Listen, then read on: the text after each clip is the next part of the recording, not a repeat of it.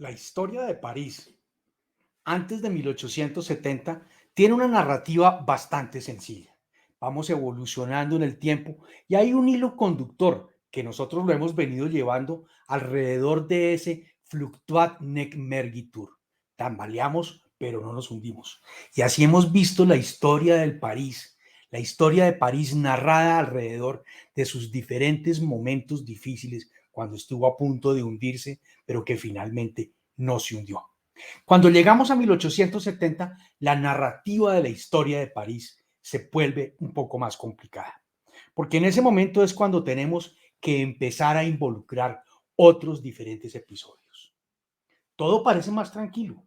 Hemos dejado en 1870 París, la guerra contra los prusiacos, y es el momento en que viene después la Comuna de París, todos esos elementos que ya vimos, y viene de ahí en adelante unos episodios de una calma, de una gran tranquilidad, o por lo menos de una falta de belicismo y de una falta de actividad militar. Y es precisamente esa paz, esa tranquilidad, por llamarla mejor, la que permitirá que florezcan diferentes actividades en París. Y París vuelve a ser llamativa entonces para los pintores, para los artistas, músicos, escritores, cineastas más adelante, que todos van a utilizar esa gran plataforma que es París, esa gran plataforma social, esa red social que era París de la época, y que tenía un elemento en común. Había una gran tranquilidad. Habíamos tenido una revolución francesa en 1789, pero que realmente es un conflicto social que viene desde 1648 con la Fronda de París, que analizamos y explicamos en su momento. Y es un hilo conductor que nos va a llevar a través de un fenómeno social que siempre se está dando y repitiendo. París quiere tener una autonomía y una independencia que no le han dado todavía. Se le considera que París no tiene todavía los elementos para poder ser independientes o las razones para no ser independientes, como por ejemplo que es la capital nacional. Luego, por lo tanto, en la medida en que no solamente hay parisinos, sino que también habitan diferentes personas de diferentes partes de Francia y de otras partes del mundo, requiere ser vigilada de una manera mucho más celosa por el Ejecutivo. Pero en términos generales, ese va a ser el hilo conductor. 1789, la llegada de la Revolución Francesa inicia con una revolución local, una revolución de los parisinos que quieren tener una autonomía y lo logran. Hoy vamos a repasar ese episodio. Y poco a poco empieza a convertirse nuevamente ese episodio entre 1789 y 1870 en la búsqueda de una identidad política de los franceses y de los parisinos. ¿Queremos una monarquía? ¿Queremos un imperio? ¿Queremos una república? Si queremos una república, ¿la queremos parlamentaria o la queremos presidencialista? ¿Y qué tanto queremos que la iglesia interfiera en nuestros asuntos? ¿A quién le corresponde la educación del pueblo francés? ¿A la iglesia o al Estado? Y serán los grandes debates que vamos a tener que armar durante estos años a partir de 1789. Y es lo que hemos visto en la conformación de ese consulado, después el imperio, primera república, monarquía, restauración monárquica, después pasamos segunda república, segundo imperio, y ahora hemos llegado a 1870 y no tenemos la más mínima idea qué es lo que queremos tener.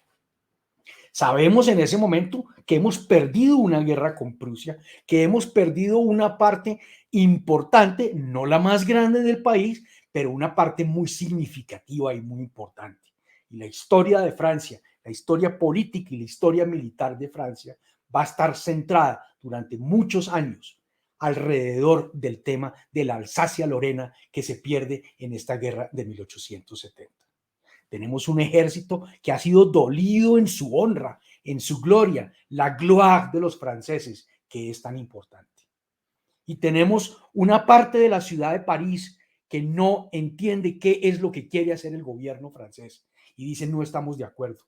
Y se subleva y arma entonces lo que conocimos como la Comuna de París, que no es la primera comuna, porque habíamos tenido una comuna también en 1789. Hoy vamos a ver muchos episodios similares entre 1789 y 1870-71. El episodio va a nacer con una comuna de París en 1789 y va a cerrar ahora con otra comuna de París en 1871. La comuna era la necesidad de un municipio de París, de la villa, ciudad de París, de poder expresarse políticamente lo que no le habían permitido hasta ahora. Y aquí teníamos un gobierno que ha salido corriendo de París después de haber sido derrotado por los alemanes y después de haber sido París asediado, y se van a esconder o van a gobernar, dicen ellos, desde Burdeos y desde Versalles, donde tendrán su capital. Y París dice: nosotros no queremos rendirnos y nosotros no nos vamos a entregar. Y es cuando vimos en el episodio de la famosa Comuna de París, que se da entre marzo y mayo de 1871. Esos 72 días que se conocieron como la Comuna de París y que termina en un gran episodio como la Semana Sangrienta, donde son muertos cantidades y cantidades de parisinos que se habían sublevado y se habían levantado contra el régimen de Versalles. Lo mismo había pasado en 1789. Se habían levantado contra el régimen de Versalles. Esa vez Luis XVI. Esta vez el régimen de Versalles es un régimen que no sabemos qué es. No sabemos qué queremos tener. Sí sabemos que la ciudad de París es mucho más republicana, y en la ciudad de París empieza a crecer en este momento un fenómeno que todavía no habíamos visto, que es el fenómeno de los intelectuales. Los escritores importantes, los grandes pensadores que empiezan a conformar ese movimiento de intelectuales, y ese movimiento que será poco a poco el que le va a dar a la ciudad de París una característica diferente, mucho más demócrata, rebelde, republicana. Pero Francia, por fuera de París, es mucho más monárquica y mucho más católica. Ese enfrentamiento lo vemos aquí en esta Comuna de París y lo vamos a ver en lo que viene de aquí en adelante. Porque París era centro de estudio, siempre fue una universidad, y ahora la hemos convertido de universidad, la hemos convertido en un gran laboratorio donde queremos estudiar qué está pasando.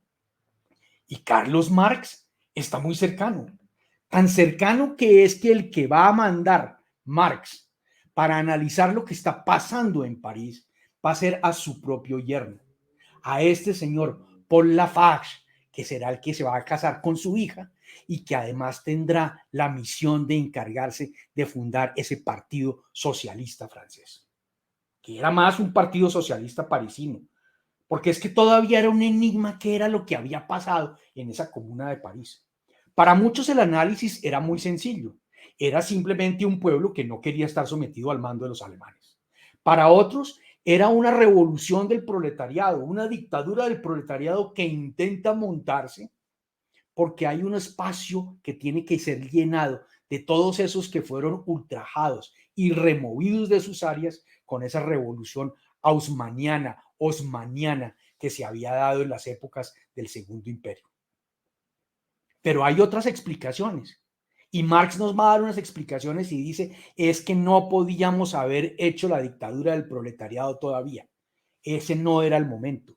Faltaba todavía una serie de etapas importantes para cumplir. Pero naturalmente, todo lo que está sucediendo en ese momento en Europa es que se está analizando el movimiento de París para poder entender qué fue lo que había pasado. Claramente, lo que va a haber es un gran despliegue de un movimiento socialista. El comunismo no existía todavía. Existe el movimiento socialista y existe una internacional socialista, y naturalmente cuando llegue a París se van a dividir. Y se van a dividir en dos secciones completamente diferentes. Una, el yerno de Carlos Marx, Paul Lafargue, y la otra, una persona mucho más radical, Auguste Blanqui. Y Blanqui va a ser el jefe de la parte radical. Blanqui es el que cree que hay que incendiar absolutamente todo y que hay que incendiar París. Pasará la mayor parte de su vida en una cárcel, porque siempre estará enjuiciado por algún acto que cometió. Y es el origen de esos anarquistas. El anarquismo y el socialismo dominarán la parte política de Francia y de París después de 1870, tratando precisamente de encontrar ese vacío que había dejado la parte política. Recordemos siempre que lo que estamos mirando es una clase social trabajadora en París más una clase campesina fuera de la ciudad de París, que siempre han sido protegidos por una monarquía, que tuvieron una supermonarquía en un momento, que admiraron los dos Napoleones y que de un momento a otro no saben cuál es su identidad política, no saben a qué es lo que tienen que apostarle en materia política.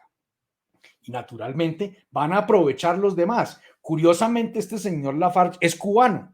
Este señor nace en Cuba por pura coincidencia, porque la Cuba que conocemos hoy en día es realmente desde 1959 y este señor nace como en 1840 en Santiago de Cuba por puras coincidencias del destino.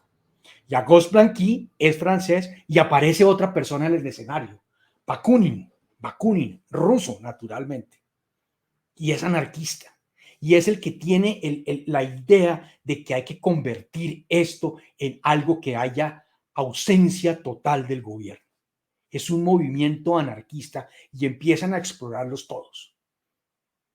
Y en París el mayor exponente del anarquismo va a ser Blanqui por un lado y esta otra gran mujer que fue Louise Michel, la Virgen Roja, la Pétrolice, la que la acusaban de haber puesto todo tipo de bombas en la ciudad de París y haber quemado durante la Comuna de París, y que terminada la Comuna de París va a terminar fuera de la ciudad de París. Recordemos que en la Comuna de París hubo tres tipos de finales: aquellos que terminaron fusilados en el cementerio Père Lachaise, en el muro de los federados, aquellos otros que terminaron exiliados y otros que terminaron presos. Luis Michel es de esas que termina preso y sobre el cual vendrá todo un movimiento más adelante tratando de encontrar unas amnistías que les permitan a Luis Michel y a los demás regresar a trabajar políticamente en Francia. Ese tema de la amnistía lo vamos a ver ahora porque es muy importante para poder entender qué fue lo que pasó en París y en Francia en estos momentos. Pero claro, la llegada de ese anarquismo y de ese socialismo en una ciudad que había sido siempre rebelde, autónoma, pero que no se le permitía expresarse, produce un gran desorden. Y es lo que sucede con la llegada de ese anarquismo y la llegada del terrorismo. París, a partir de 1871-72, se va a convertir en un centro importante de terrorismo. Vamos a tener bombas en todos lados. Una bomba famosa, la que muestra esta gráfica que está en el lado derecho, que fue en el Café Terminus, en una estación de tren, donde ponen una bomba. Van a poner una bomba en la Asamblea de Diputados. Van a poner una bomba en uno de los más importantes restaurantes, el restaurante Foyot en la ciudad de París. Le van a poner una bomba el 4 de abril de 1894. El terrorismo sigue por todos lados. Atacan los carros donde vienen los presos, que van cambiándolos de cárcel, los van a atacar y van a liberar presos. Este era un desorden total en una ciudad que aún no tenía una estructura administrativa y que adicionalmente la presencia del gobierno nacional no se sentía, porque el gobierno nacional se había instalado en Versalles. Es lo mismo que ha pasado en 1789. La ciudad de París clamaba por la presencia y por la dirigencia. París quería en épocas de Luis XIV que Luis XIV volviera a instalarse en la ciudad de París. Y es exactamente lo mismo que sucede ahora. El pueblo de París quiere tener, el pueblo de París necesita tener la autoridad en su sitio. Y todo este desorden que se está generando por todos lados, con ataques en todos sitios, ataques en los bares, similares a lo que vamos a ver después, en hace 2, 3 años, con los famosos ataques que se dieron en el Bataclan en París y en otros sitios en la ciudad de París. De ese terrorismo no se va a salvar nadie. De ese terrorismo que llegó a unos niveles tan altos en la ciudad de París, va a ser víctima inclusive el presidente de la República. El presidente de la República, Sadi Carnot, va a terminar muriendo, no en París, sino en Lyon, pero de un ataque terrorista en 1894. Vamos a tener durante estos años la muerte de dos presidentes en circunstancias muy diferentes, pero las dos circunstancias muy parisinas. Una, un atentado terrorista, y la otra en un momento de frenetismo de uno de los presidentes de la República que ya entraremos a describir. Pero el punto en París era quién debía habitar el Hotel de Ville. El sitio más importante de la ciudad de París desde el punto de vista de la administración de la ciudad de París, que es lo que nos concierne en este momento. ¿Quién debía habitar el Hotel de Ville? La alcaldía, reconstruida como se ve en esta lámina después de haber sido incendiada en la Comuna de París en 1871. Y el punto era quién debía. ¿Debía nombrarlo un presidente? Pero además, si ni siquiera tenemos presidente, no sabemos qué es lo que queremos. Se acaba la Comuna de París, perdón, y existe un gobierno provisional de algo que no sabemos qué es. En teoría es una república, pero no sabemos qué es. La formación de la Tercera República durante esos años es un proceso largo y absolutamente fascinante, la manera en que se consolida la Tercera República. Pero la institución de París había que volverla a tener, había que darle una institución a París. Y París, estamos ya en 1871 y París no le habían dado todavía una estructura de ciudad grande, una estructura de ciudad responsable. Unos la consideraban que era demasiado violenta, demasiado autónoma, demasiado rebelde, como para darle su propia administración. Otros consideraban que el tema es que París era de por sí demasiado importante y que por lo tanto había que vigilarla con otros mecanismos, como el que se inventaron en su momento del prefecto del Sena o lo que se inventaron antes de eso. Y permítanme remontarme un poco más hacia atrás en la historia a que miremos los orígenes de esa estructura política de la ciudad de París.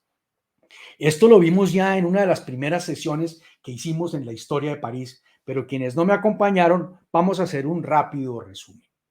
La estructura de París era alrededor del agua. El agua dividía la ciudad. El agua no solamente dividía la ciudad, sino que generaba por dentro unas zonas pantanosas conocidas como Le Magué, porque el río Sena tenía dos brazos que se fracturaban y que terminaban haciendo unas zonas pantanosas. Controlar el agua era fundamental por motivos económicos y también por motivos religiosos, porque había que vigilar el nacimiento del río Sena. Controlar el río era fundamental. El que venía por el Atlántico entraba por el río Sena y podía llegar a París. Había que controlarlo desde el punto de vista militar, pero especialmente desde el punto de vista mercantil. Y por eso nace la figura de los mercaderes del agua, que era una figura similar a lo que vamos a tener más adelante, pero que era una figura que empieza a ser designada por los mismos comerciantes de la ciudad. El rey no participa empezando porque el rey no tiene nada que ver con París. La monarquía se instala en París muchos años después. París era una ciudad que no tenía una estructura.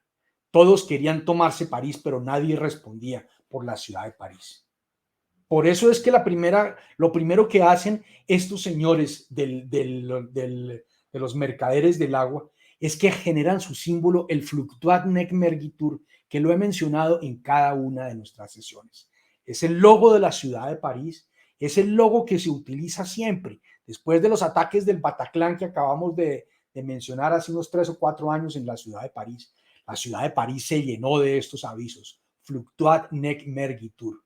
Puede que nosotros tambaleemos, pero no nos vamos a hundir. Y ese era el símbolo de la ciudad. Y la historia de París, como la hemos venido narrando, es exactamente eso. El que le puso este título a la ciudad de París hace 2000 años sabía exactamente lo que le esperaba a la ciudad de París en los siguientes 2000 años. Porque la historia ha sido esa. Hemos tambaleado y hemos salido adelante, y hemos tambaleado y hemos salido adelante, como ninguna otra ciudad del mundo. Entonces este esquema era unos mercaderes del agua que poco a poco, en la medida en que van creciendo y en la medida en que el rey se acerca a la ciudad de París, empiezan a tener un carácter de pares con el rey. Y el rey le da un estatus especial para poder el rey instalarse en la ciudad de París. Y es cuando pasamos de la figura del preboste, del mercader del agua, al del preboste del mercado. El preboste del mercado era una persona designada por los mercaderes y que controlaba ya no solamente el agua, sino todos los temas de mercado de la ciudad de París. Tener el control de mercado era tener el control político de la ciudad de París. Y eso desde sus principios hasta el año 1969. Se entendió de esa manera cuando entre Pompidou y De Gaulle entienden que tienen que sacar lo más importante que había en París, que era el mercado de Leal, y sacarlo fuera de la ciudad, a la zona de Rangy. Hasta eso ha sido coherente la historia de París. El mercado ha sido fundamental en la evolución de la estructura política y comercial de la ciudad naturalmente. Y esas figuras del preboste del mercado empiezan a tomar un papel muy importante. Los reyes eran ausentes. Los reyes no vivían en París. Los reyes tenían demasiadas preocupaciones en un reino que no era de ellos, donde lo cual era perfectamente fraccionado y donde los cuales ellos tenían que estar viajando permanentemente por todo su reino, cobrando impuestos y mostrándole a los demás que había autoridad. París era vacante. Y en esas se enfrentan con los ingleses también, y en una famosa guerra con los ingleses, el rey Juan II cae preso. Y su hijo, el delfín Carlos, se queda a cargo del reino. Pero los mercaderes consideran que es muy débil y que no hay mucho que hacer acá. Y tal vez el más famoso de los prebostes del mercado es el famoso Etienne Marcel. Etienne Marcel, que en 1358 arrastra a todos los comerciantes de la ciudad de París y se van hasta el palacio del rey, que no está sino de su hijo, el delfín, y entra y frente a él van a asesinar a los principales asesores del rey. Y le hace saber que él tiene el poder en la ciudad. Y es no la primera, pero sí es una de las primeras de muchas otras enfrentamientos entre el poder municipal y el poder estatal, federal, nacional, como lo queramos ver, que representaba la figura del rey y que presentará más adelante el emperador, el cónsul, el presidente, como lo queramos llamar, ese representante de esa figura nacional, estatal, federal. Entonces Etienne Marcel lo que va a hacer aquí es que le va a imponer al rey su propia bandera. Y les pido que registren este momento con una importancia alta porque en 5 minutos volveremos a hacer referencia a este episodio en la Revolución Francesa. Aquí lo que hace Etienne Marcel es que toma los colores de la bandera de Francia. La bandera de Francia tenía el color rojo y azul. Y esos dos colores se los va a poner al rey de Francia. El rey de Francia tiene otra bandera y París tiene la bandera roja y azul. Y se la va a imponer, como la muestra en esta lámina. Le va a imponer la bandera. Es decir, usted es parte de París. Eso lo vamos a ver en unos minutos, repetida en la Revolución Francesa.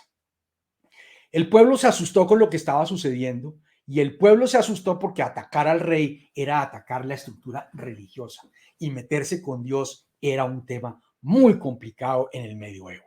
En eso no nos queríamos meter. Y el pueblo se asusta y el rey, el príncipe, el delfín Carlos, se da cuenta de lo que está sucediendo y terminan asesinando después a Etienne Marcel. Y a partir de ese momento, esa figura del preboste, que era como el alcalde de París, porque no había nada más, empieza a ser coordinado, designado por el rey de Francia y el rey empieza a tener un especial cuidado de lo que está sucediendo con esas personas. Las van a limitar siempre. Nunca va a tener una autonomía. Vamos a ver 2 episodios en la historia de Francia entre el año 1300 y el año 1977, donde París intentó tener una alcaldía y no pudo. Solamente hasta el año 1977, París se considera que tiene la capacidad para poder tener su propia alcaldía.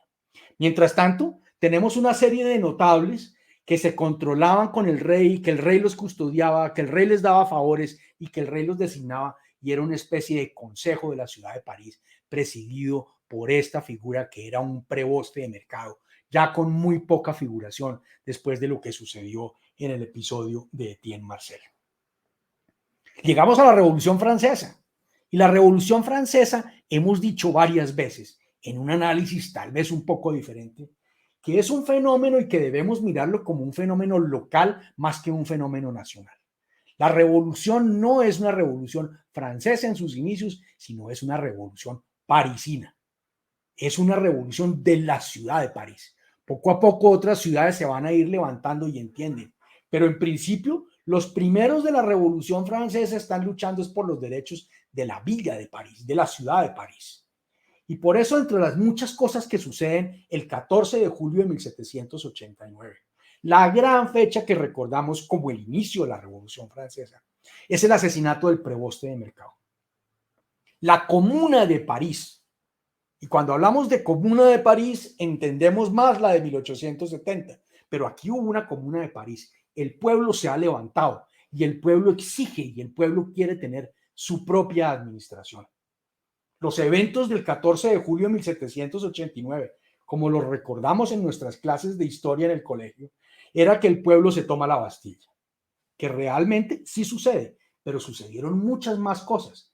Primero se han tomado los inválidos, después entran y llegan al Hotel de Ville y asesinan al preboste de Mercado y se toman el poder y nombra el pueblo de ese día a quien va a ser su primer alcalde de París.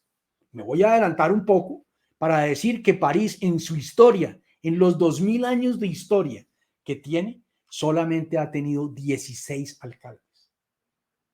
Un número muy pequeño para 2000 años de historia de esta ciudad. Y este señor Bailly es el primer alcalde de la ciudad de París en 1789.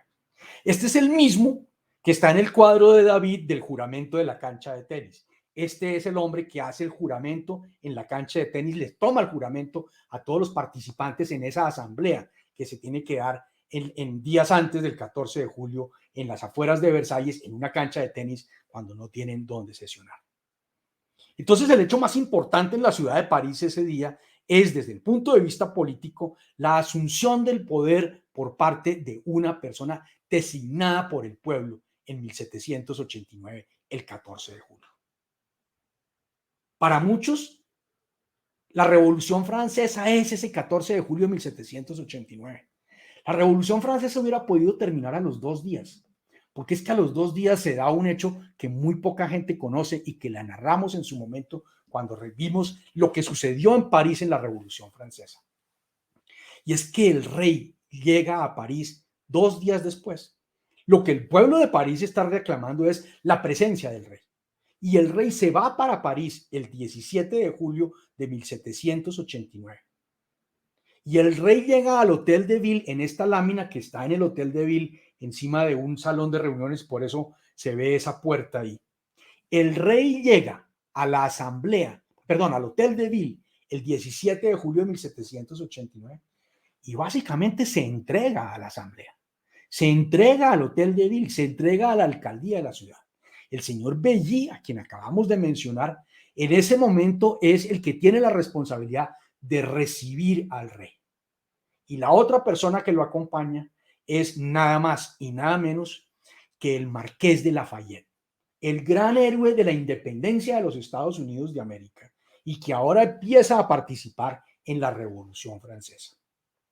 Y es un hombre que tiene un prestigio importante y quien se le va a encargar liderar lo que París quería tener y lo que Francia no quería entregarle a París, que es que París tuviera su Guardia Nacional, la Guardia de París.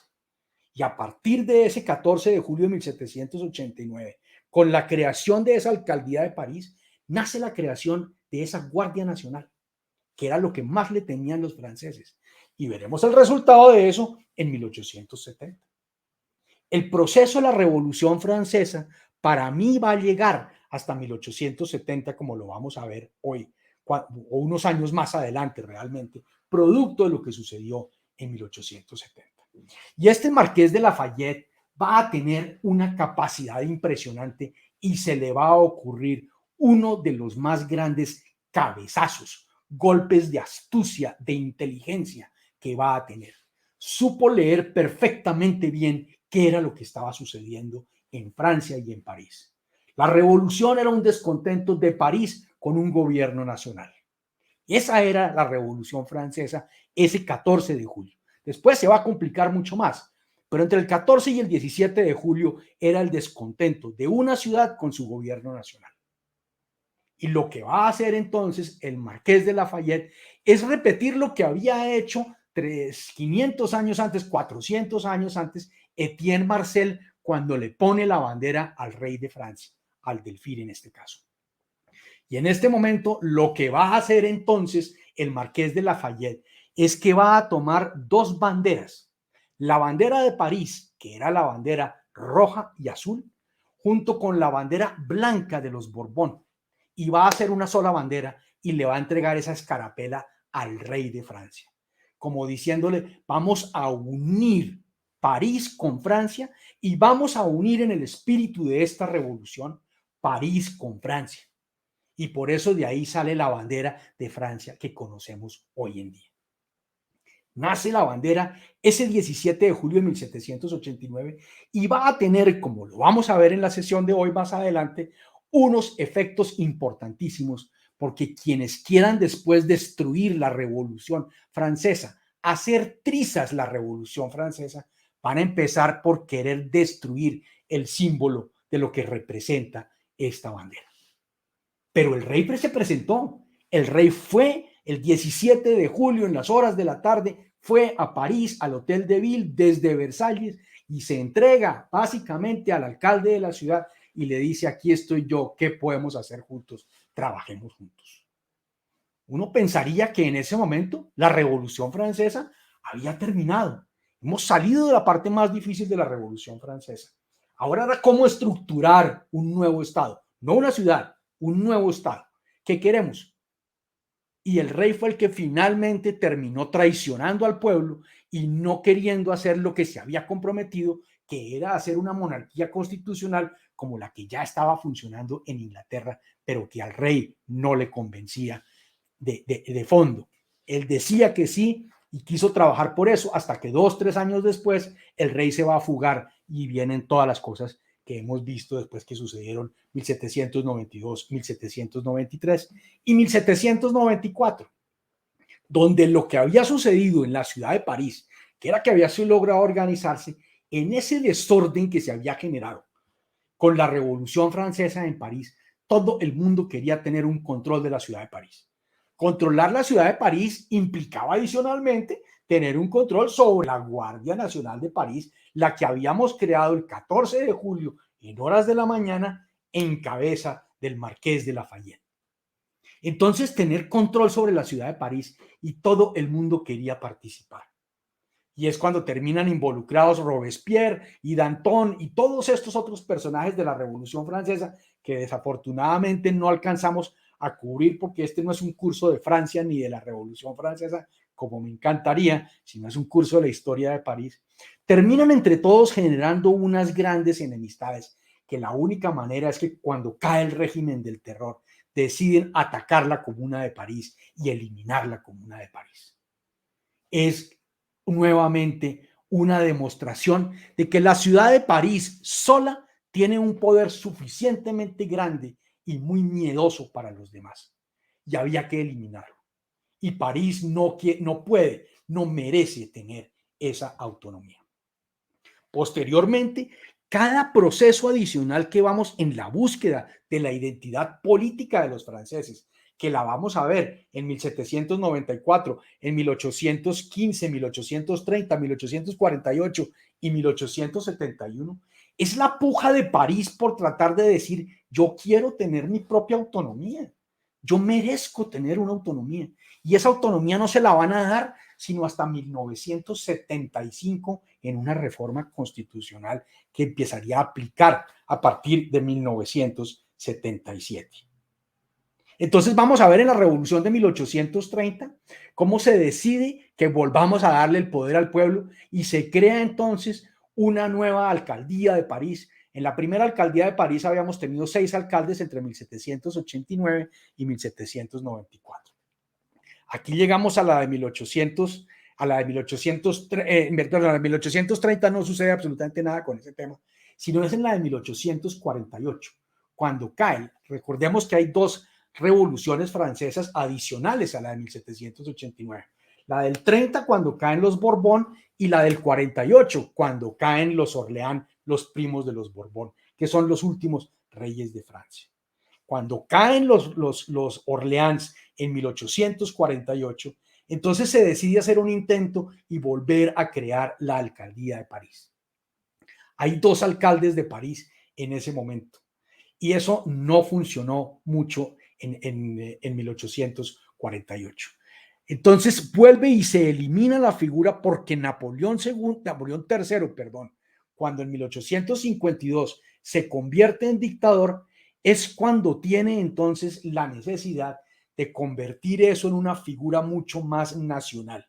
Y para evitarse el problema de él estar designando gente para París, entonces dice: yo lo que nombro es un prefecto del Sena. Es una área alrededor de la ciudad de París sobre la cual voy a tener que encargarme yo. Y eso se va a dar hasta 1870.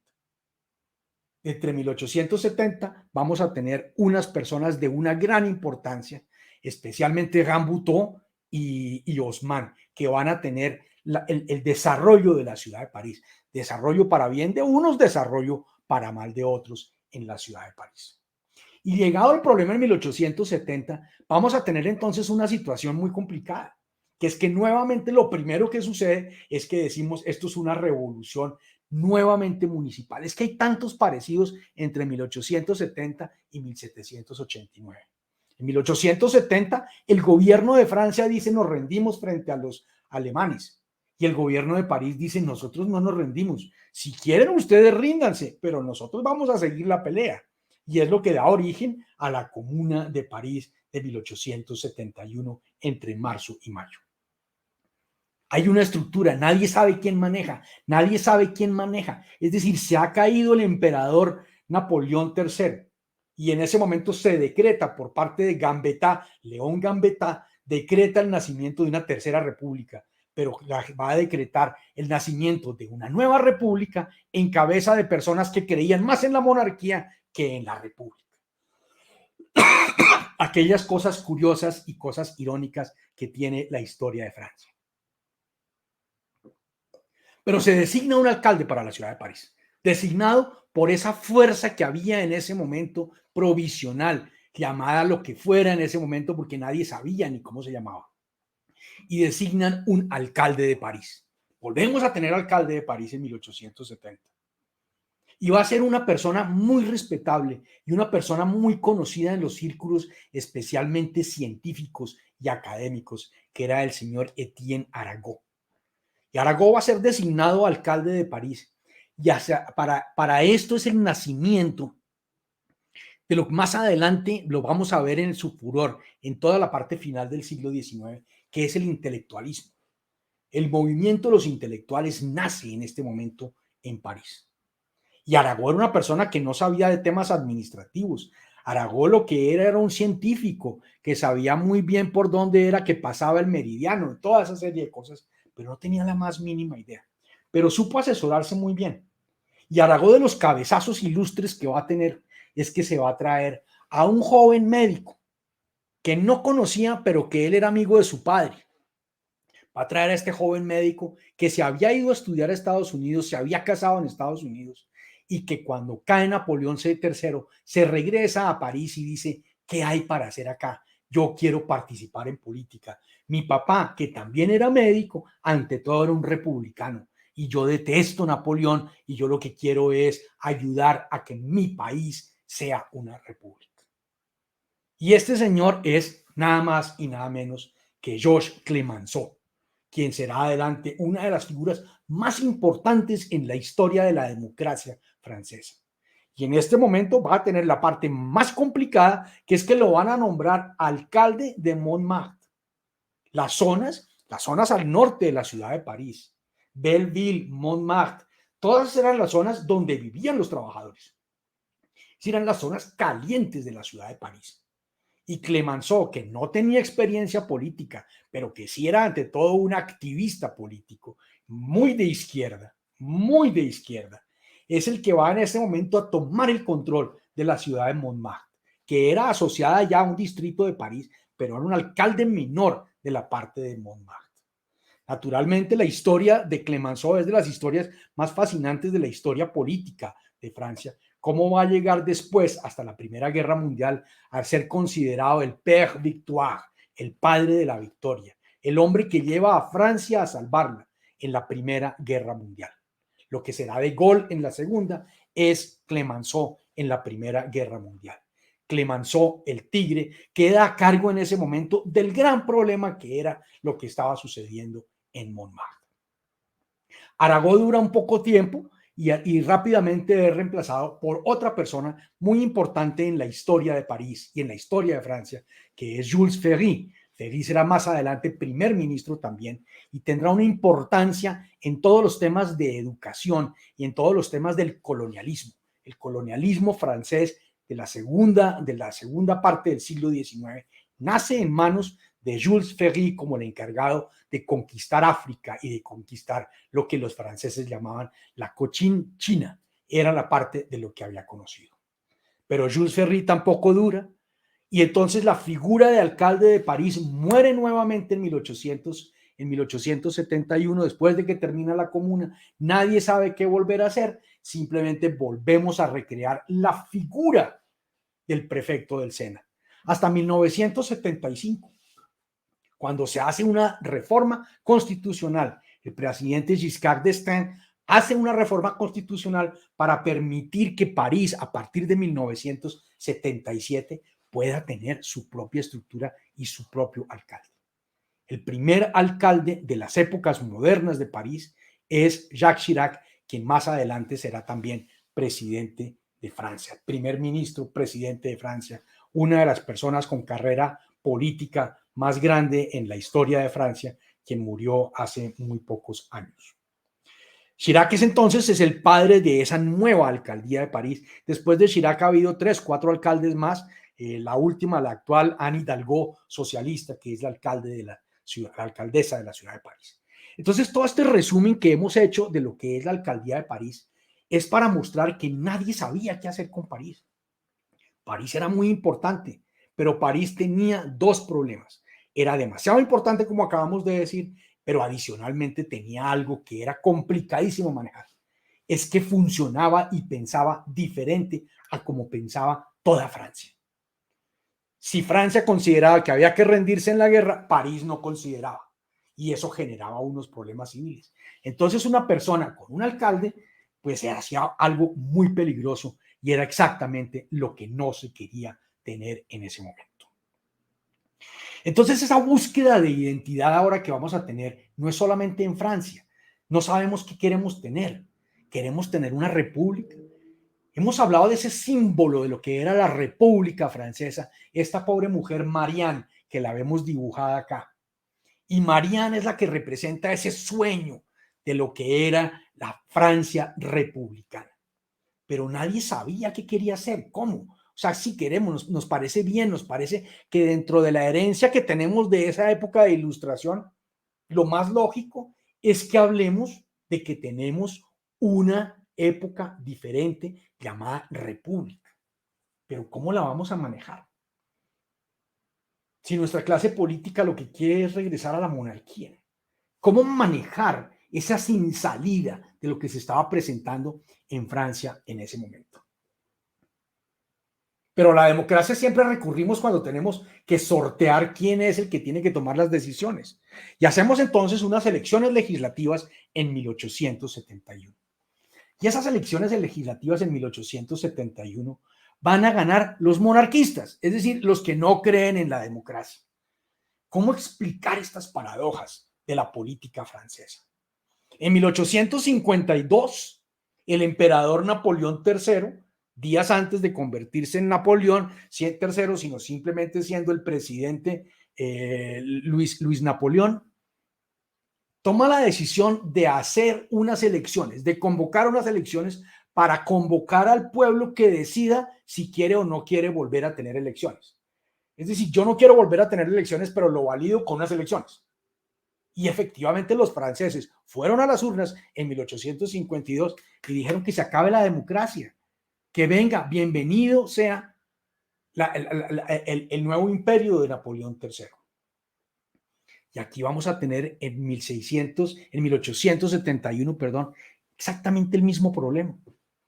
¿Cómo vamos a explicar que después de que hemos tumbado la monarquía, tumbado el imperio, la parte imperial de Napoleón III, vamos a unas elecciones y los monarquistas van a tener 416 votos de 638? Estamos hablando del 67-68%. Difícil de explicar a Francia, difícil de explicarle al mundo que estaba mirando qué era lo que pasaba en Francia y en París en ese momento. Los monarquistas estaban en tres tendencias. Había lo que se llamaban los orleanistas, que eran los que tenían la mayoría, porque tienen 214 escaños en estas elecciones. Esos orleanistas que tienen 214 escaños eran los que consideraban que había que mantener la monarquía en cabeza de los Orleans. Recordemos que después de la restauración de los Borbones tenemos dos tipos de Borbones: los Borbones y los Borbones primos, que eran los orleanistas, que fue el último rey de Francia, que fue Luis Felipe. Esos, desde el punto de vista, si uno quisiera mirar la Constitución francesa y decir el heredero, si queremos tener una monarquía, son los orleanistas, porque el último rey que había era un orleanista. Los legitimistas eran los Borbones, los que consideraban que la corona debía volver, pero a manos de los Borbones, porque era que ese golpe que había dado Luis Felipe era una cosa que se habían inventado entre varios y que realmente le corresponde a la corona seguirla en manos de los Borbones. Y tenemos del otro lado los que están en el color verde, que son los bonapartistas, que, como su nombre lo indica, eran los que consideraban que debíamos regresar a un imperio y a una figura imperial similar a la que habíamos tenido en épocas de Napoleón I o de Napoleón III. ¿Cómo explicar entonces que teníamos 416 escaños? Que hicimos unas elecciones, que es el gran festival de la democracia, para decir que no creemos en la democracia. Y que los republicanos están en ese momento también muy divididos.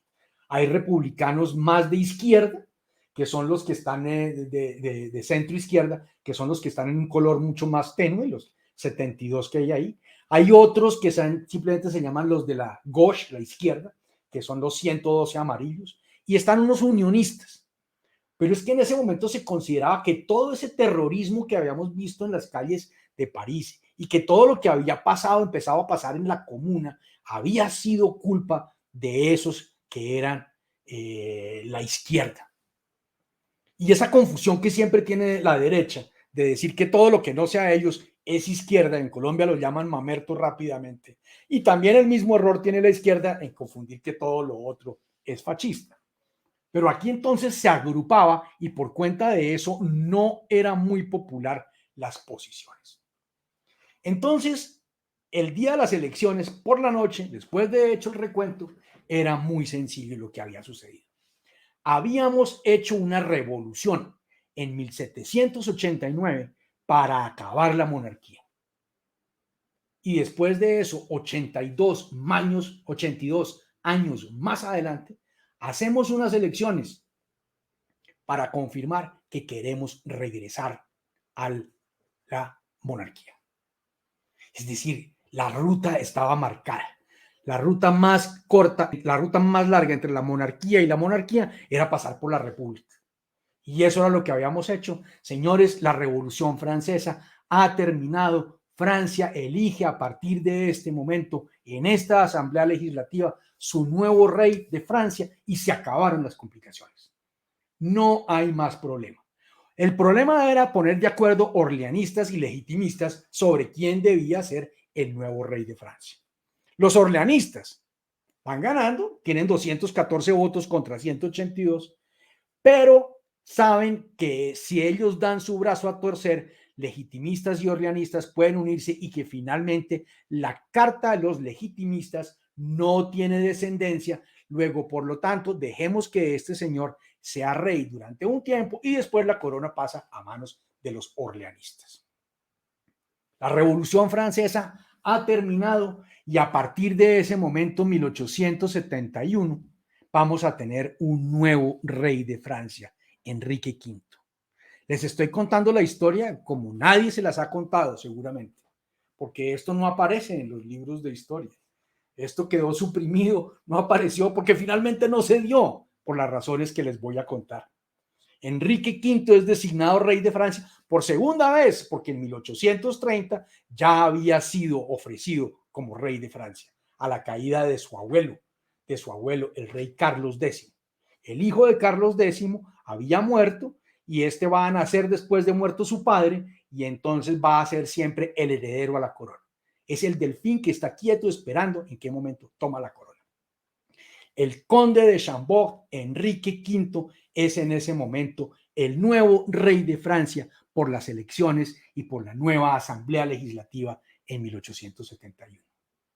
Y cuando lo van a llevar, MacMahon, el hombre importante que lo va a llevar al Congreso a que se posesione como rey, él dice: yo frente a la bandera tricolor no me posesiono.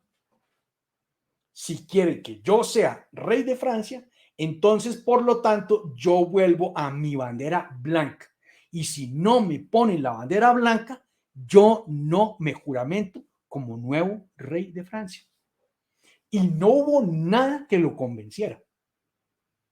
Y los monarquistas, con toda esa gran mayoría que tenía en la Asamblea Legislativa, se dan cuenta que el gran error que no podían cometer era eliminar la bandera tricolor. Le dan las gracias al señor Enrique V, lo borran de la lista, nunca fue rey de Francia y perdió su oportunidad. Y el señor, el conde de Chambord, toma en ese momento la decisión de seguir luchando por la monarquía francesa. Es decir, el tema no se ha acabado totalmente. Creímos por un momento que lo habíamos solucionado de una manera muy sencilla, pues pongamos un rey. Entonces ahora, al no querer entonces van a ser los, como ya este era el legitimista que no quiso, entonces le vamos a dar la corona a los orleanistas, que este es el príncipe Felipe, el conde de París, que es el nieto del anterior rey Luis Felipe, el de los Orleans. La pelea estaba para alquilar balcón. Nadie sabía qué hacer. Y los que mandaban en ese momento en una asamblea democrática eran unos señores que se decían ser los más monarquistas, pero que estaban bajo ese régimen de una asamblea. No le ofrecen la corona entonces a este, sino que deciden dársela, no la corona, sino la presidencia. ¿De qué? No sabemos. Le dan la presidencia, pero no de la república porque no quieren reconocer que debe existir una república. El jefe de gobierno de lo que sea, que no sabemos qué es el señor Adolphe Thiers, que ya tiene una larga carrera política, que había sido primer ministro en las épocas del rey Luis Felipe y que conoce muy bien esto. Es decir, el resultado de la Comuna de París en 1871 es que ha dividido entre unas fuerzas de izquierda y unas fuerzas de derecha, unas fuerzas republicanas y unas fuerzas monarquistas, y unas fuerzas al mismo tiempo mucho más laicas y otras fuerzas religiosas. El papel de la religión sigue siendo fundamental y el rol de la religión y la intriga de la iglesia dentro de estas asambleas, naturalmente a favor de los monarquistas, fue siempre muy grande. Y siempre estuvieron ahí en la búsqueda de oportunidades para quedarse. Y cuando finalmente ganan estos señores, Adolphe Thiers, que es el que toma la decisión de quedarse con el manejo del Estado, sin ser presidente, aunque realmente su título es el primer presidente de la Tercera República. Estamos entrando a la Tercera República, pero todavía no sabemos qué es república. Y el papel importante que adquiere la iglesia. La iglesia se siente absolutamente ganadora. La iglesia en ese momento dice, y lo vimos en una sesión anterior, vamos entonces a no volver a perder a París. Esto no nos vuelve a suceder. Nosotros no podemos perder la ciudad de París de nuevo. Y es cuando logran mover todas las fichas dentro de esta asamblea y no dentro de París, porque en París las condiciones eran exactamente contrarias. Si en Francia la mayoría era monárquica, en París la mayoría era republicana. Si hubieran tenido que manejar esto por una especie de consejo municipal, no lo logran, porque París era republicano. Entonces, más molestia les creaba a todos estos republicanos que la iglesia se apropiara de un sitio, el más alto de la ciudad, para poner una iglesia y decir, aquí vamos a vigilar todo, y aquí no se nos vuelve a escapar nada, esto no nos va a volver a suceder. Los republicanos, aterrados naturalmente, van a iniciar a partir de eso un movimiento que va a terminar llevando a que en 1889 le instalen enfrente un monumento más alto, una gota más alta, pero que represente exactamente lo contrario de lo que representaba la iglesia del Sagrado Corazón en Montmartre. Mientras el uno representaba la espiritualidad, el otro representaba todos los otros valores de la inteligencia, del hombre, de la ilustración, de la ciencia, de la capacidad del hombre de moldear un hierro y hacer esa estatua, esa torre Eiffel, perdón. Antes había hecho la Estatua de la Libertad. La Torre Eiffel, como símbolo exactamente lo contrario. Y vamos a tener a París dividido entre quienes consideraban que debía ser el símbolo, el Sacré-Cœur, como símbolo de la unidad espiritual de París, y el otro como la racionalidad, la fuente de la racionalidad. Curiosamente, hoy son los dos monumentos más importantes y más visitados en la ciudad de París. Pero la iglesia era la ganadora en todo esto. Y el que va a quedar en este momento, porque Thiers toma la decisión de decir, bueno, yo como que estoy viendo que realmente esto es un tema más republicano, yo me estoy volviendo republicano, y decide convertirse al republicanismo, Thiers, y cambia de bando y se convierte ideológicamente a ser republicano, porque dice finalmente donde menos nos hemos dividido es en la república, volvámonos república. Entonces esa asamblea lo destituye y va a nombrar al más católico de todos, un irlandés, MacMahon, Patrice de MacMahon. Lo van a nombrar irlandés total por nombre y por apellido, como lo ven ustedes ahí, y que había sido una persona fundamental en la guerra franco-prusiana, y lo van a nombrar como presidente de la República. Y ahora sí hablamos presidente de la República, pero este es el más católico, y aquí vamos a tener es el surgimiento de una nueva iglesia católica en París, que se va a tomar unas atribuciones y unos poderes que antes nunca habían visto y que le van a costar que finalmente unos pocos años después van a terminar expulsando una gran cantidad de órdenes religiosas en la ciudad de París. Las órdenes religiosas habían sido fundamentales en París. Habíamos visto cómo todos los edificios que se crearon en una época eran todas las órdenes religiosas. Todas las órdenes religiosas estaban en París en ese momento. MacMahon toma una gran conciencia de su poder. Tenemos un régimen que era medio parlamentario, medio presidencial. Nadie sabía qué era, pero hay una mayoría que está empezando a mostrarse como una mayoría republicana. Y hay un primer ministro republicano que un día el señor MacMahon decide destituirlo. Y eso fue un gran error, porque el presidente nombra el primer ministro, pero no lo podría destituir, tal como funciona hoy en día. En días pasados, el presidente Macron nombró un nuevo primer ministro, pero el primer ministro no puede ser destituido. Es una figura muy curiosa, ese parlamentarismo que hay en Francia. El presidente nombra al primer ministro, pero no lo puede destituir.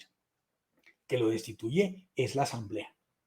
Entonces lo destituye y llama a unas elecciones, y en esas elecciones que llama MacMahon gana nuevamente el republicanismo. Y Gambetta, que lo vemos en esta hermosa caricatura, le dice o se somete o dimite. Aquí le mostramos nuevamente que la mayoría es republicana. Poco a poco vemos esa evolución durante esos años hasta que hemos llegado a esta crisis del 16 de mayo de 1877, es que hemos tenido una evolución en que nos hemos vuelto mucho más republicanos y mucho menos monárquicos, en cabeza de grandes personajes como Ferry, como Gambetta, Clemenceau, Víctor Hugo, que fueron fundamentales en el nacimiento de esa nueva estructura política de Francia, no de París, de Francia. Y esta crisis lo que hace es que reafirma la legitimidad de la ciudad de París. Y París dice, ahora que estamos en esta crisis, unifiquemos todo alrededor de París. Y toma la decisión de traer la capital, que la capital la habían movido desde las épocas de la Comuna de París. La habían llevado a Burdeos y después a Versalles y lo van a hacer trasladar y van a crear en la Constitución un sistema bicameral y que vamos a tener un Senado que a partir de ese momento, de 1879, a partir de 1879, se dice que el Senado estará ubicado en el Palacio de Luxemburgo, en los jardines, en lo que había sido la casa de María de Medici, la reina María de Medici. Ahí se va a instalar el Congreso, los senadores, y la Asamblea, los diputados, es decir, el segundo órgano, va a estar en el Palacio Borbón, que es el que queda, este edificio está puro enfrente a la Magdalena, pero del otro lado del Sena. Y ahí se van a instalar y ahí están. Es decir, en ese momento, 1879, empezamos ya a conformar lo que es la estructura de París y la estructura de Francia. La de París nos vamos a demorar un poco más, hasta 1975-77.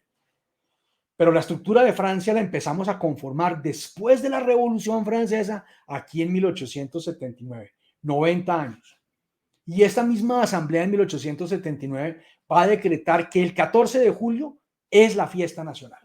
Y ese era un gran debate, porque reconocer que el 14 de julio era la fiesta nacional de Francia era reconocer que sí había existido la Revolución Francesa.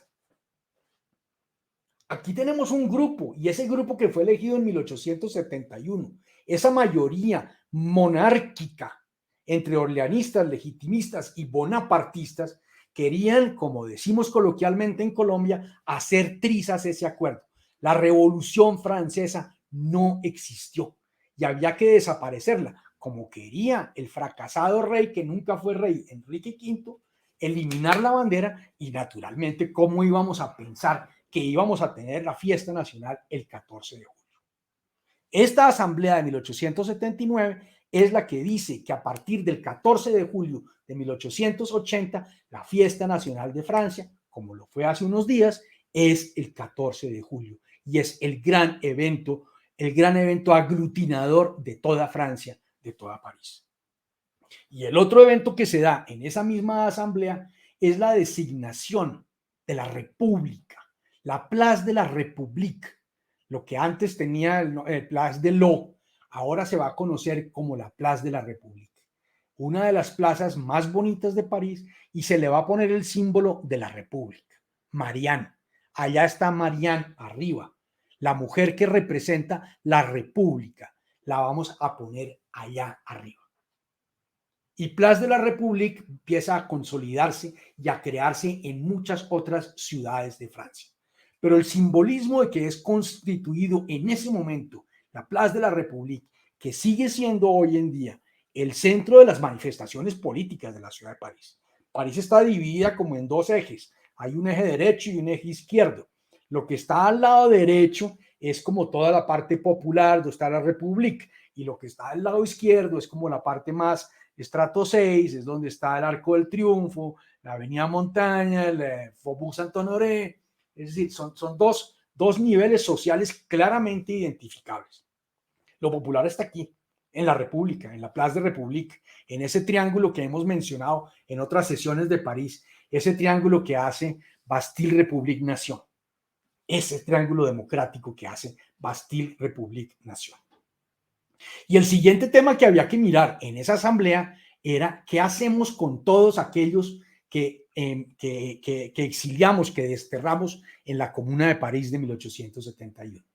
Y dos personajes van a ser fundamentales acá, Clemenceau y Víctor Hugo. Clemenceau en la Cámara de Representantes como diputado y Víctor Hugo que ha decidido volver después de haberse exiliado en las Islas Guernsey, entre Inglaterra y Francia, en las islas del Canal de la Mancha. Víctor Hugo, con la caída de Napoleón III, regresa y participa activamente en política y es fundamental en la consolidación de lo que fue la amnistía que se les otorgó a estos señores. Un debate muy interesante porque realmente si se les dio o no se les dio amnistía va a depender de la concepción de qué es amnistía. Realmente se les perdonó, pero no se les olvidó, que es un indulto, pero amnistía quiere decir que perdonamos y olvidamos. Y eso realmente no fue lo que sucedió. La mayor parte de estos personajes se los habían exiliado a las islas de la Nueva Caledonia y a las islas también en el Caribe, la isla del Diablo, que más adelante la veremos también. Esas personas van a regresar todas a París. El retorno de los proscritos van a regresar todos a París entre 1880 y entre 1879 y 1880. Van a regresar y todos van a querer empezar a participar en política. Y no les hicieron la vida fácil. Y ahí está tal vez la que está simbolizada con esa bandera roja, es Louise Michel, que es una de las que regresa, que había sido de las mujeres incendiarias, las Pétrolis, había sido esas de las mujeres, y van a regresar y empezarán a conformar partidos políticos, unos más de izquierda, otros menos de izquierda, en fin, la consolidación de esas participaciones va a ser muy importante y es un proceso fascinante en la historia de Francia. Mientras tanto, lo que tenemos es un ejército que añora regresar a las épocas de la Alsacia-Lorena. El eje conductor, el hilo conductor de todo lo que hemos hablado durante estos años es Alsacia-Lorena. No olvidamos Alsacia-Lorena. Queremos recuperar Alsacia-Lorena como de lugar. Parte de lo que hay que hacer para mantener vivo el ejército y para mantener vivo la gloria y el honor de los franceses es el imperio francés. El colonialismo francés va a nacer en este momento de lo que habíamos tenido en color azul claro, que era la primera época del colonialismo francés, que eran las épocas de Norteamérica. Es que Norteamérica, como ven ustedes, fue bastante grande. Parte del Caribe y la zona de la India, la zona de Chennai, en la India, eran los sitios importantes de los franceses.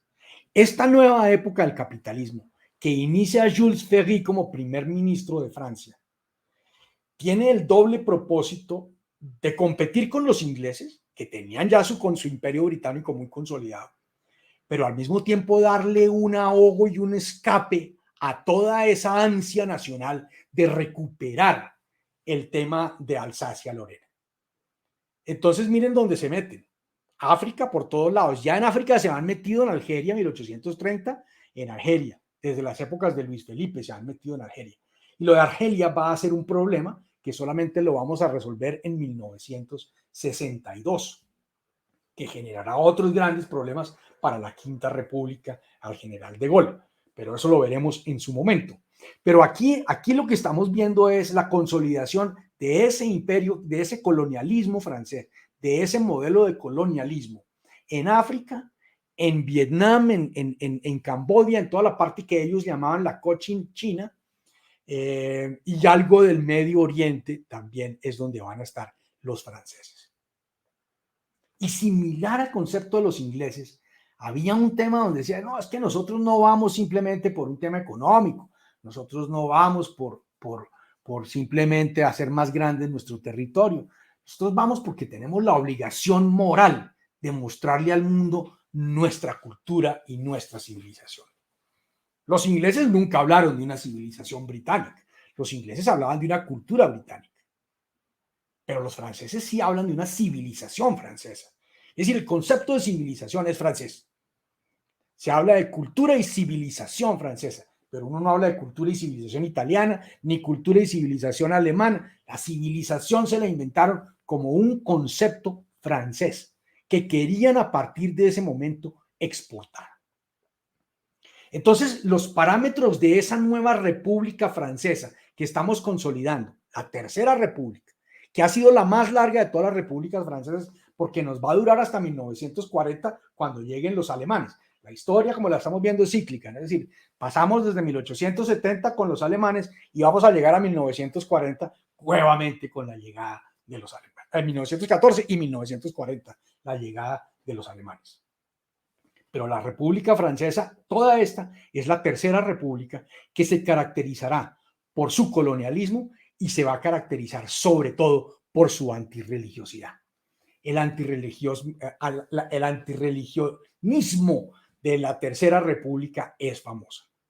Y vamos a tener unos eventos en que la iglesia se va a ver tan apretada y tan difícil que termina el mismo Papa León XIII, termina recomendando a los franceses apoyar al Estado en sus decisiones frente a la Iglesia.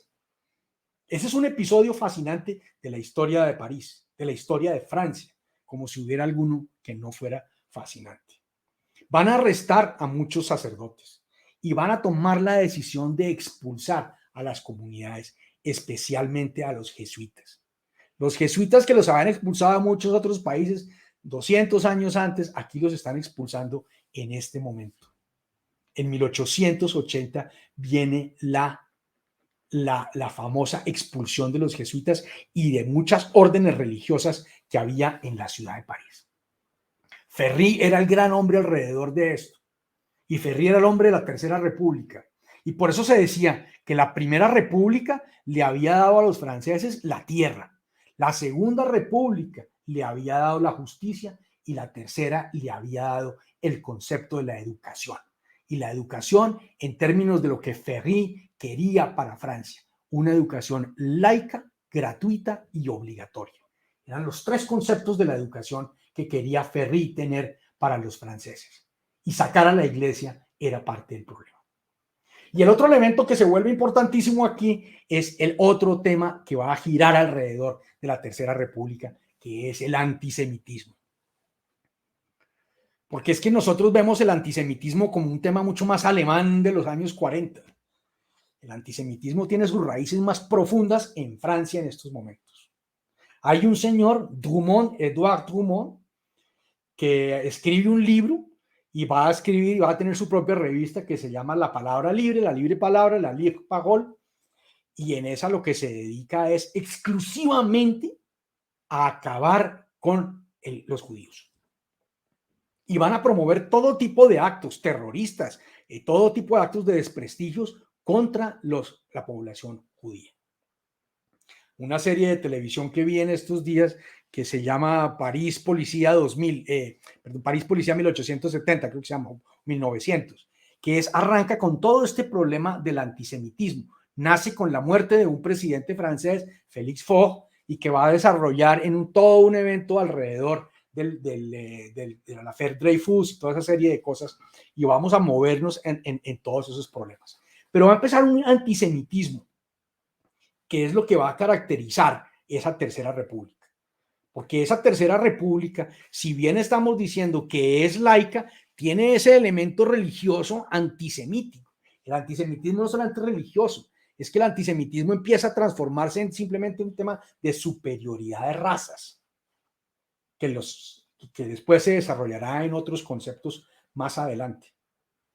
Pero eso genera un desorden importante en Francia y en París especialmente, y hay un militar que aprovecha la circunstancia, que se da cuenta de que hay unas debilidades en el sistema, que hay unos descontentos de unos monárquicos, que hay unos descontentos de unos católicos, y él ha tenido un prestigio militar importante desde los conflictos de 1870, la guerra franco-prusiana, que es el general Boulanger, que ya lo mencionamos anteriormente. Boulanger gana una de las muchísimas elecciones que hubo entre 1871 y 1880, gana una silla por la ciudad de París y el pueblo de París le pide que dé un golpe de Estado.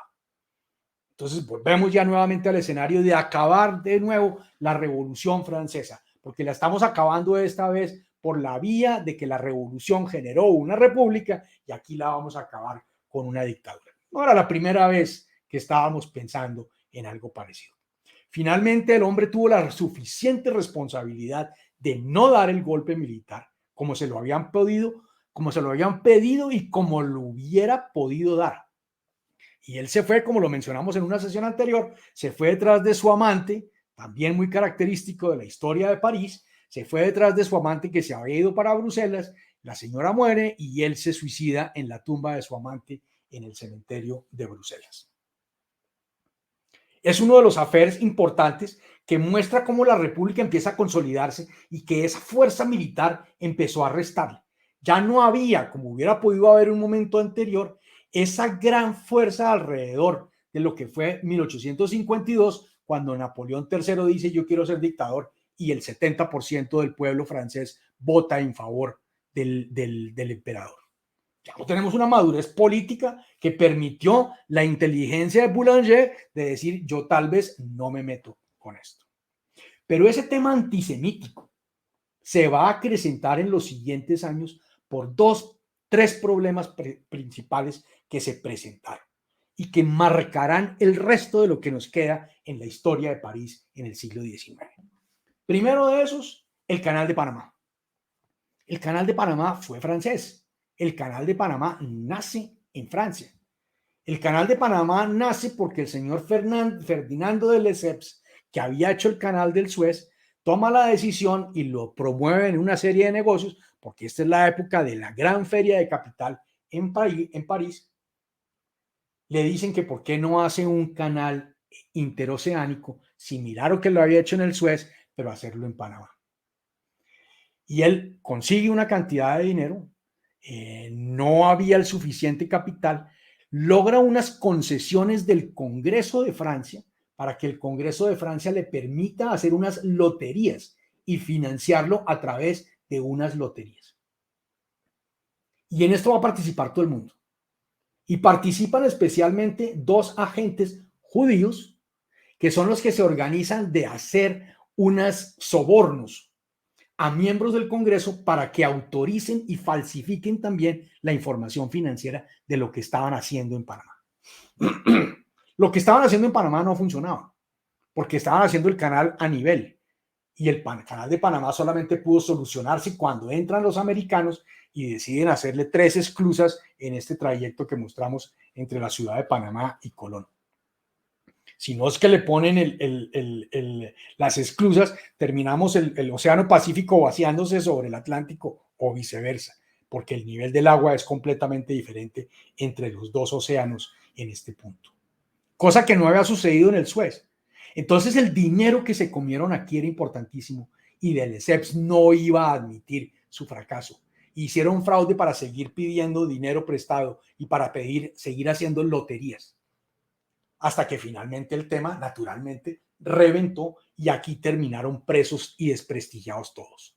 Ferdinand de Lesseps, Eiffel, Clemenceau, que termina también entre los que quedan, han sido tocados por el escándalo, como diríamos hoy en día, por el escándalo del Canal de Panamá. Pero sobre todo aprovecha la situación los antisemitas, porque quienes habían hecho, el señor Hertz, que había hecho, sido el comisario, que era el que había dado los dineros a los congresistas, era judío. Entonces ese antisemitismo empieza a crecer nuevamente.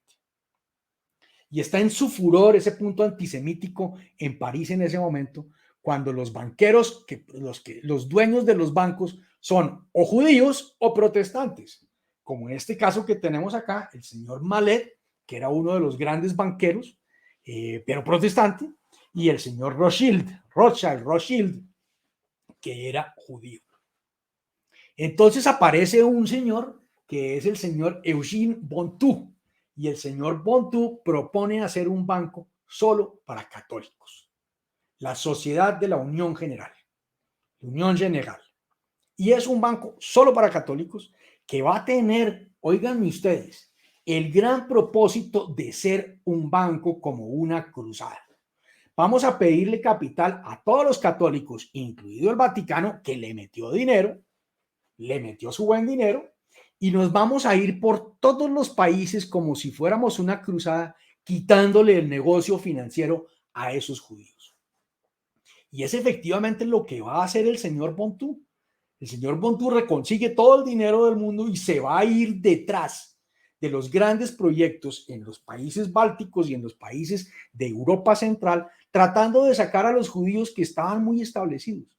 Y los judíos lo que sí tenían sobre todo era un gran capital que podía luchar contra lo que se les pusiera enfrente.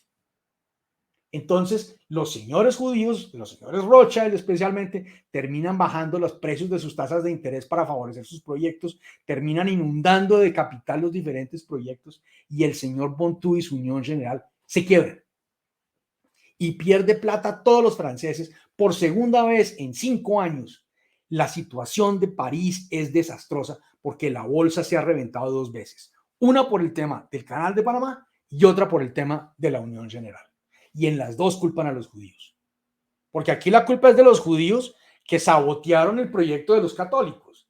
Entonces los judíos eran los que tenían la culpa y se genera nuevamente todo ese fervor antisemítico. Y todo ese fervor antisemítico, que además está ayudado por una billetera que ha sido destrozada para la mayor parte de las familias parisinas, pues entonces estamos cocinando un tema muy complicado donde lo que hay es un clamor por una necesidad militar, por hacer que el ejército brille, por volver heroico y patriótico todo lo que está sucediendo en el ejército, por recuperar algo de la Iglesia Católica, pero sobre todo acabar los judíos. Sobre todo acabar los judíos. Ya tendrán su época más importante en la época de Vichy bajo Pétain en 1942-43. Tendremos ahí su época importante. Pero aquí se va a dar entonces que está todo alrededor de París, hay un descontento hacia la parte democrática y republicana, porque en el fondo se está añorando ese tema católico, ese tema de una fortaleza militar, hay una añoranza por lo napoleónico, hay una añoranza por lo bonapartista, hay una añoranza por todo ese pasado grande de Francia, por ese la gloire francesa. Entonces había que inventarse un escándalo donde cubriera todos estos elementos y lo encontraron. Y lo encontraron en lo que se va a conocer como la Affaire Dreyfus. El Affaire Dreyfus, el caso Dreyfus, que es para muchos politólogos en Francia el origen de los partidos políticos en Francia hoy en día, el origen de la izquierda y el origen de la derecha, lo que va a hacer el Affaire Dreyfus. El Affaire Dreyfus es un proceso largo, es un proceso complejo que se nos sale del alcance, pero haré un resumen de medio minuto de lo que fue el Affaire Dreyfus. Hay un capitán del ejército, el señor Alfredo Dreyfus, que tiene además triple condición. Es judío, es alsaciano y adicionalmente es un hombre acaudalado. Proviene de una familia no tradicional francesa, no aristocrática, pero una familia que ha hecho una fortuna muy importante. Esos tres elementos lo convierten en objetivo, porque era exactamente eso lo que el ejército no podía tener. El ejército francés era un ejército que se llegaba por unos méritos, perdón, que no se llegaba por méritos, se llegaba por familia. Recordemos el trabajo que tuvo Napoleón para ser admitido y todo lo que tuvo que hacer su padre para que pudieran admitir a Napoleón Bonaparte al ejército francés. Y este señor era judío, era alsaciano, que en el fondo era alemán, y este era tan patriota francés que se había vuelto ciudadano francés y se había ido a París para que a nadie le quedara duda y tenía un inmenso amor por su ejército francés. Y este era el objetivo perfecto, inventarle algo a este señor. Y le van a inventar un cuento que era que había una información que se estaba filtrando mediante los servicios secretos de la oficina de estadística, que era la que hacía todos los temas de servicios secretos de París, que le habían comprado a las empleadas del servicio de la embajada de Alemania para que el cesto, caneca, tinaco de la basura con toda la correspondencia se la entregaran todos los días a un corresponsal en la Basílica de Santa Clotilde, una hermosa basílica de las nuevas iglesias que hizo la Iglesia Católica hacia mediados del siglo XIX, cuando tenían que urgencia de mostrar nuevas iglesias para mostrar nuevo fervor a Dios. Y esta iglesia muy poco conocida, pero hermosísima por dentro, la Basílica de Santa Clotilde, muy cerca del Museo de Orsay. Ahí era donde iba todos los días esta señora, se reunía con el señor de la oficina de estadística y le entregaba el dossier de todo lo que encontraba. Y dentro de esas terminan falsificando e inventando un cuento para decir que este señor Dreyfus estaba vendiéndole información a los alemanes, lo cual era absolutamente falso, como se demostró más adelante, pero era necesario para que en Francia se creara en ese momento y se fortaleciera y se hiciera todo un tema alrededor de qué era ser de un lado o ser del otro. Y empiezan unos grandes debates. Este señor, que era una persona muy respetada en el área militar, terminan desprestigiándolo, lo van a llevar a un juicio al señor Dreyfus, lo van a condenar en un juicio y lo van a degradar públicamente. Sus insignias y su espada van a ser destrozadas en una ceremonia en la escuela militar, enfrente a la Torre Eiffel, y lo van a condenar de traidor, y todo el mundo en Francia está absolutamente de acuerdo que eso era lo que había que hacer. El juicio más imparcial del mundo, no le dieron la posibilidad de conocer las pruebas, dijeron que por temas de seguridad nacional no podían mostrar las pruebas, y al señor lo van a mandar a la isla del Diablo en el norte de Sudamérica, lo van a mandar hacia allá, en destierro. Unos años más adelante se enteran que parte de las pruebas empiezan a ser fabricadas.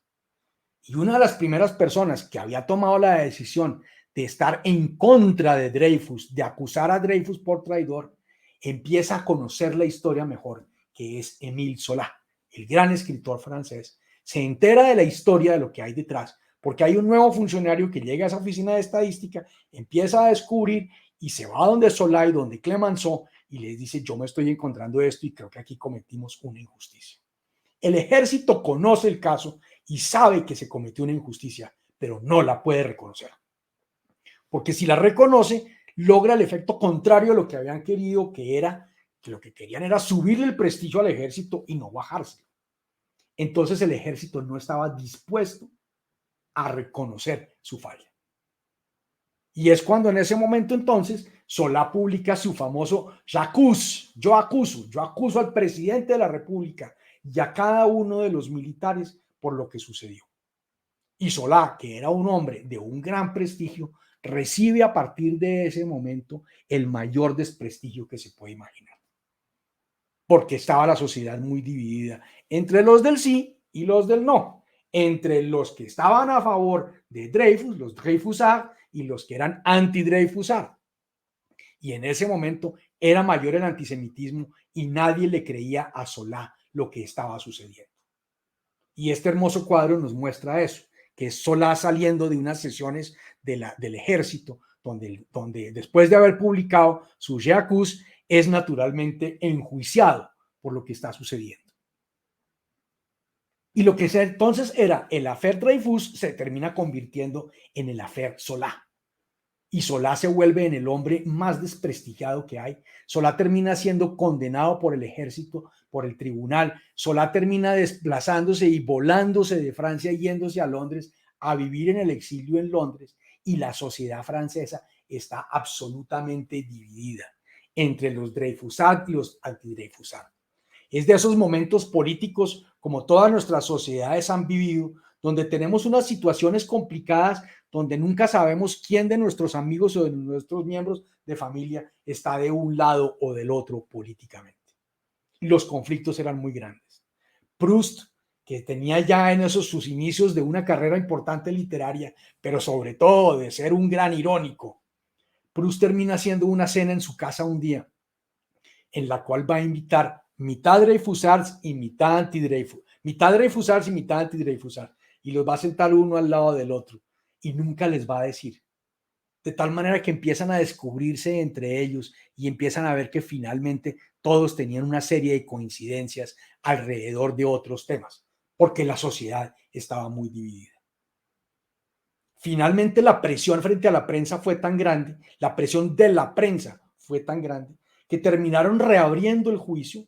A Dreyfus lo van a traer de la isla del Diablo y le van a hacer un nuevo juicio en el cual el ejército no va a reconocer que se equivocó. Y lo que van a terminar haciendo es que le van a decir: usted sí es culpable, pero lo que hacemos más bien es que lo vamos a perdonar. Entonces le hacen un perdón en ese momento en el ejército, y él acepta el perdón, sí, declarándose culpable. Pues él ya llevaba 10 años en la isla del Diablo y dice: ya no puedo más esto. Él termina diciendo que sí es culpable, y solamente en 1906, mucho tiempo después, es cuando se sabe que realmente todo fue falso, que todo fue una maquinación del ejército, que unos militares del ejército se suicidaron después de que vieron el horror de lo que habían cometido, y terminan restituyéndole el honor al señor Dreyfus en ese momento. Y Proust se encarga de, aquí está Proust sentado con Dreyfus en el año 1906, el año en que fue recuperado el prestigio de él. Pero el daño sobre la sociedad ya se había creado y lo que se había hecho era una creación de unos movimientos políticos ya muy claros, unos Dreyfusards, unos anti-Dreyfusards, con unos claros elementos que los Dreyfusards eran los hombres de izquierda y los anti-Dreyfusards eran los hombres de derecha, con todas las características de los partidos políticos que empiezan a tener ahí.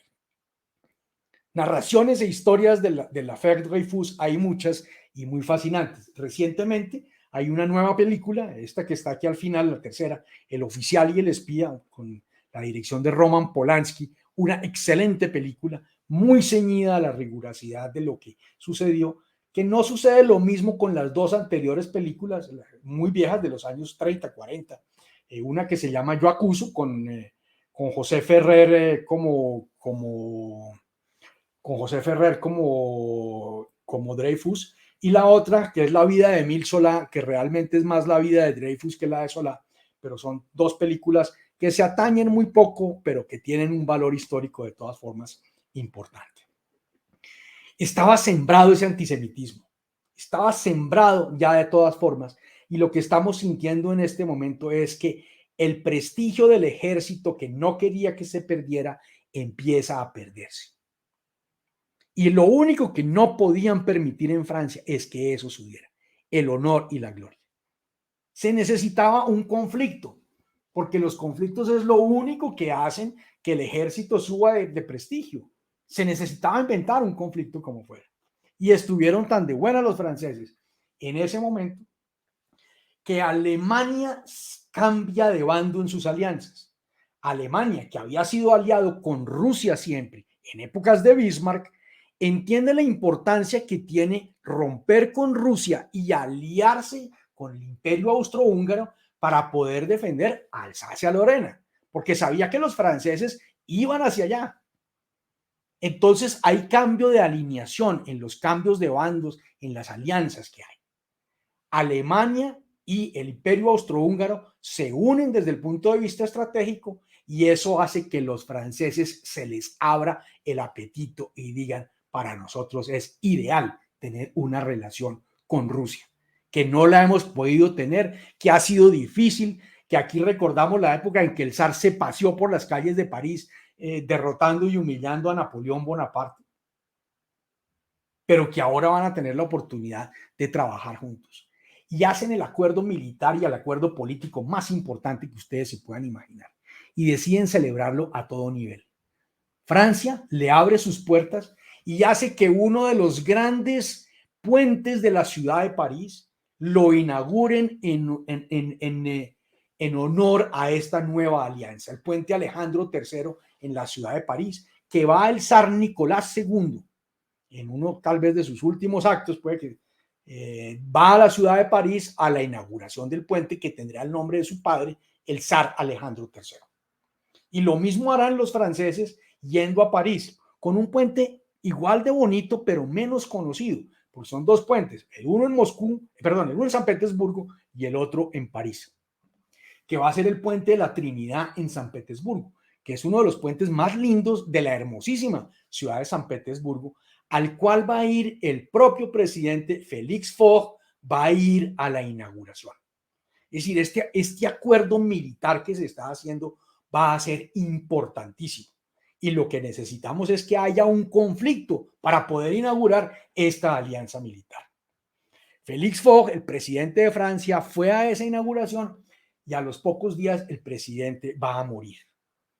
De una manera muy típica también para los franceses, porque va a morir en brazos de su amante.